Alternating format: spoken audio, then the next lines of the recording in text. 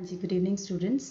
आज मैं आपको बताने जा रही हूँ कि what is a sentence, what do you mean by noun, adjective and adverb, and even I will tell you about the phrases. So students, first thing, जब भी हम एक सेंटेंस की बात करते हैं, देखो जब भी हम इंग्लिश पढ़ने की बात करते हैं तो सबसे पहले हमारे पास आता है एक sentence, how to make a sentence. First thing, if we want to say what is the definition of sentence, then we'll give the answer. Sentence is a group of words that gives you a clear meaning. है ना? जो words हैं, जो एक sentence है, वो कुछ words होते हैं, उनका एक ग्रुप होता है जिसे हम एक लाइन में लिखते हैं और उसका कोई मतलब निकलता है. That is called your sentence. जो सेंटेंस होता है उसमें अगर हम वर्ड्स हैं उनको ऑर्डर में नहीं लगाते हैं, सिस्टमैटिकली वे में नहीं लगाते हैं, तो वो सेंटेंस नहीं बनेगा, because that will not give us a correct meaning, नहीं देगा. ओके, एंड दैट्स वाई जो सेंटेंस होता है उसकी फॉर्मेशन हमेशा सब्जेक्ट, वर्ब एंड ऑब्जेक्ट से होती है. जो सेंटेंस हम बनाते हैं जिसे हम subject plus verb plus object कहते हैं, अगर हम इसे और ज़्यादा आगे पढ़ें तो हम क्या कहेंगे कि subject plus predicate, PREDICATE, predicate. So subject plus predicate. Predicate is equal to verb plus object. Verb plus object जो होता है दैट इज कॉल्ड प्रेडिकेट. इस तरह से हमारा एक सेंटेंस बनता है. लाइक हम कह सकते हैं Radha speaks English. So here Radha is your subject, speaks is your verb and English is your object. So this is the correct formation of a sentence. अगर मैं सेंटेंस में वर्ब आगे लगा दूं, speaks Radha English, then sentence would be totally wrong. That's why whenever we make a sentence, it is important to keep the words in a correct order.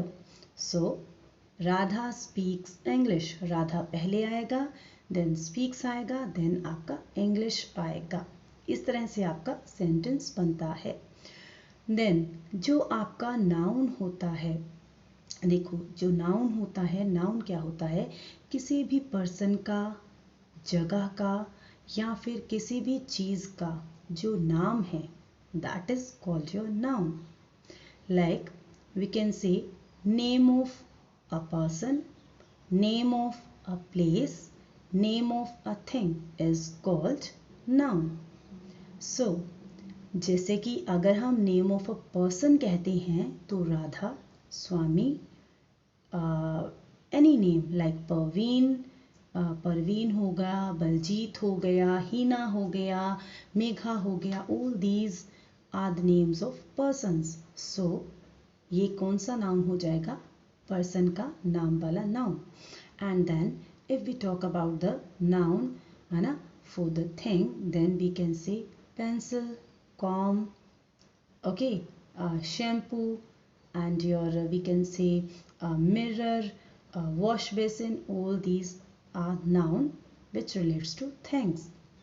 Then if we say noun of place, then we can say Bathinda, Punjab, India, any place. कोई भी village का नाम है, that will be noun.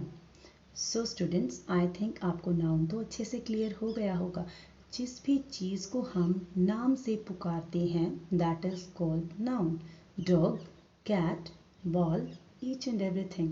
Okay, so इन सबको हम क्या कहेंगे, नाउन. देन नाउन के बाद हमारे आते हैं pronoun, PRONOUN. Pronoun. What do you mean bye pronoun? Pronoun means the word which comes on the place of noun. जो word नाम की जगह पर आते हैं that is called pronoun. Like I say Radha speaks English. जब मैं राधा के बारे में दोबारा बात करूंगी, नेक्स्ट सेंटेंस लगाऊंगी, तो I say she is a beautiful girl. I want say again that Radha is a beautiful girl.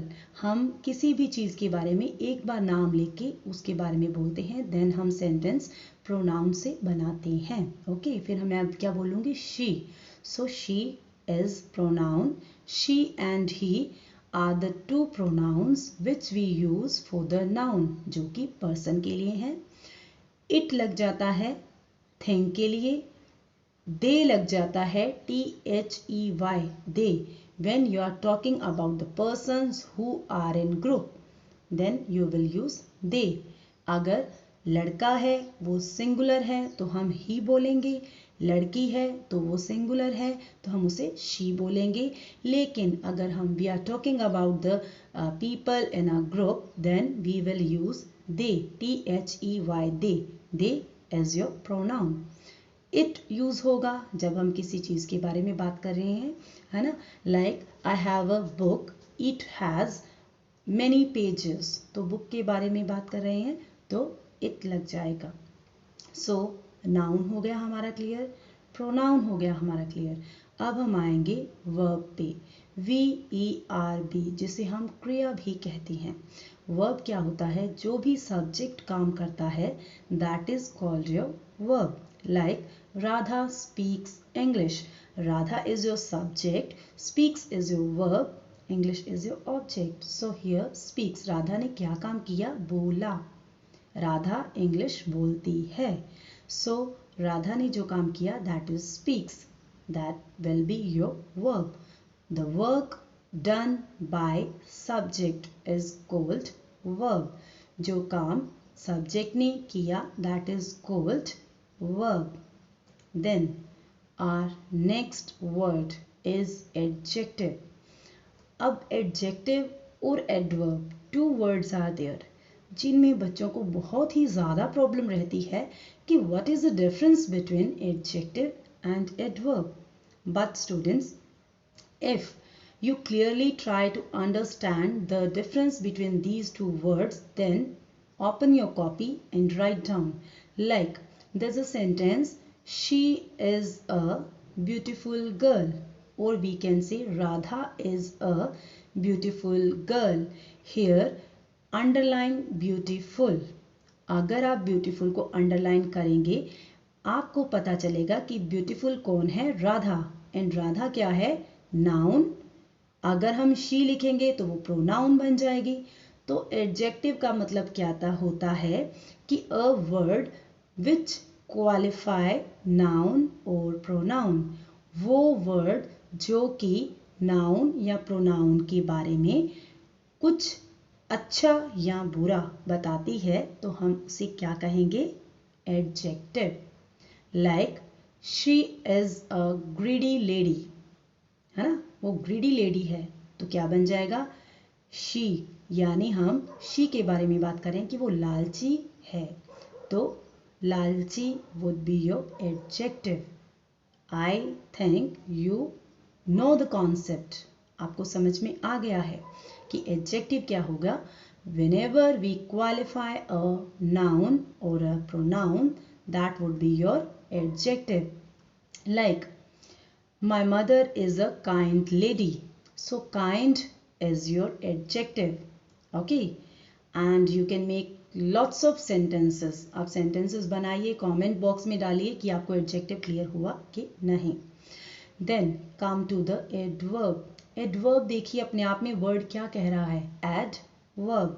When we add anything in the given verb, that is called your adverb. जब भी हम जो दी हुई verb है उसमें कोई भी चीज़ add करते हैं तो हमारी वो adverb बन जाती है. Like we can make a sentence, write down on your copy, she walks smoothly. She walks smoothly. अब यहाँ पे स्मूथली जो वर्ड है उसका मतलब क्या है, शी के बारे में नहीं बता रहा है. वो शी जो काम करती है, कौन सा काम करती है, वॉक करने का. शी वॉक्स जो वो वॉक करने का काम करती है वो कैसे करती है, वर्ब क्या हो गया आपका वॉक। अब वो काम है जो वो चलती कैसे है, वो आ गया स्मूथली। तो स्मूथली आपका क्या बन गया, adverb.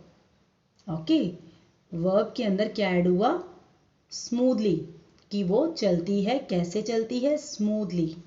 Okay, that is your adverb. हम और कह सकते हैं शी राइट्स क्लियरली, वह साफ लिखती है। तो क्लियरली क्या है, शी नहीं है, उसका लिखना क्लियरली है। तो लिखना is your verb and clearly is your adverb. You can make more sentences. She runs fast. She runs fast. She is your pronoun. Runs is your subject and runs verb. Runs is your verb. और वह भागती कैसे है, fast. तो fast क्या हो गया आपका, adverb। देखिए, जो एडजेक्टिव है और एडवर्ब है, दोनों में यही डिफरेंस है। आप सेंटेंस लिखिए और सेंटेंस लिख के आप देखिए कि अगर तो वो वर्ड है, वो नाउन या प्रोनाउन के बारे में बता रहा है, then that would be your adjective. लेकिन अगर वह वर्ब के बारे में कोई बात और ज़्यादा बता रहा है, तो वो क्या हो जाएगा आपका एडवर्ब। सो स्टूडेंट्स, एडजेक्टिव और एडवर्ब आई थिंक आपको क्लियर हो गई होगी। नेक्स्ट वीडियो में आपको क्लोजेस के साथ लेके आऊँगी, फ्रेजेस के साथ लेके आऊँगी, and definitely I'll give you some words, some lines to speak regularly so that you can improve your English without going in any institute. So students, आप जो भी मेरी वीडियोस हैं उनको ध्यान से देखते रहिए। You will definitely get benefit from these videos. Thank you for listening me. Thank you very much.